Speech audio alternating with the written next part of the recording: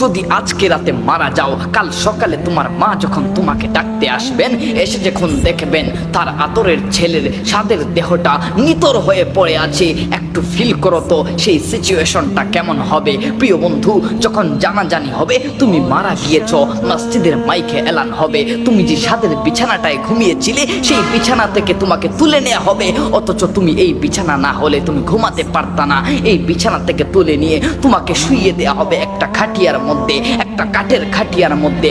ওই খাটিয়ার মধ্যে থাকা অবস্থায় তোমাকে বাজার থেকে সস্তা 3 টুকরা কাপড় দিয়ে মুড়িয়ে দেওয়া হবে। তোমার কত রঙের পছন্দ, তোমার কত কালার পছন্দ, তোমার ব্ল্যাক কালারটা তোমার ফেভারিট, ওই কালারটা দেয়া হবে না, একটা কালার সাদা কালার দিয়ে তোমাকে মুড়িয়ে দেয়া হবে। প্রিয় বন্ধু, তুমি না কত আরামদায়ক বিছানা ছাড়া ঘুমাতে পারো না, তোমার বেডটা একটু নরম না হলে ঘুমাতে পারো না, ওই তোমাকেই নিয়ে মাটির বিছানায় 3.5 হাত গর্ত করে ওইখানে রেখে আসা হবে, যেইখানের মধ্যে একটু আলো থাকবে না। এই যুগে একবার কারেন্ট নিলে তুমি না 3 বার 4 বার করে গালি দাও, কারেন্টটা একটু আসতে দেরি হলে তুমি গালি গালাজ করো, ওই তোমাকেই একটা অন্ধকার করে রাখা হবে।